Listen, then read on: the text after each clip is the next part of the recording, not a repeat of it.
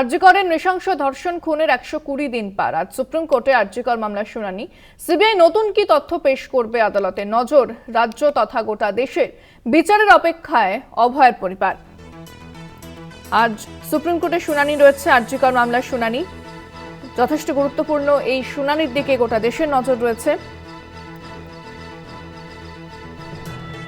আজ নতুন বেঞ্চে মামলার শুনানি। দেশের নতুন প্রধান বিচারপতি, দেশের নতুন বিচারপতি হিসেবে প্রধান বিচারপতি হিসেবে সঞ্জীব খান্না দায়িত্ব নেওয়ার পর তার বেঞ্চে প্রথমবার মামলা উঠতে চলেছে। প্রধান বিচারপতি নতুন বেঞ্চে রয়েছেন আরেকজন বিচারপতি, তারা প্রথমবারই শুনবেন আরজিকর মামলার শুনানি।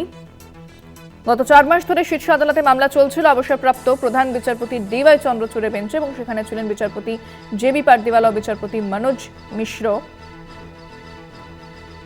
এরপরে আমরা দেখছিলাম যে এই মামলার শুনানি শুরু হওয়ার কথা ছিল, তারপরও অন্য দিন ধার্য করা হচ্ছিল।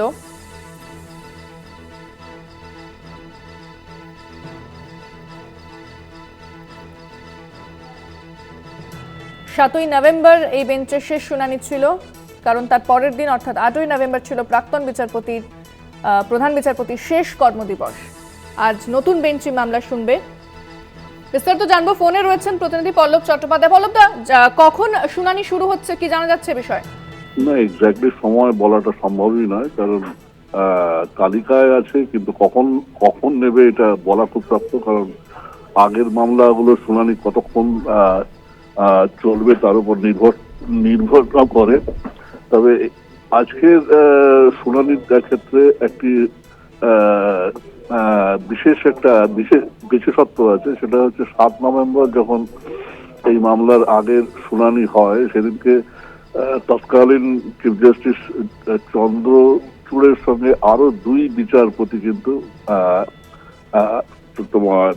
তোমার ছিলেন, অর্থাৎ 3 বিচারপতি ডিভিশন বেঞ্চ। কিন্তু আজকে বর্তমান চিফ জাস্টিসের সঙ্গে সঞ্জীব খান্নার সঙ্গে রয়েছেন কিন্তু একমাত্র সঞ্জয় কুমার, অর্থাৎ 3-এর জায়গায় 2 জন বিচারপতি ডিভিশন বেঞ্চে কিন্তু আজকের মামলার শুনানি।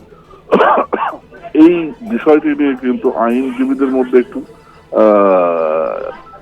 জিজ্ঞাসা আছে যে এটা সম্ভব কিনা। এছাড়া আজকের শুনানিতে যেটা হতে পারে সেটা হচ্ছে সিবিআই এর রিপোর্ট এবং রাজ্য সরকারের রিপোর্ট জমা পড়ার সম্ভাবনা আছে, এই পর্যন্ত বলা যেতে পারে। হ্যাঁ, ইন্দ্রাণী। ধন্যবাদ পল্লবদা।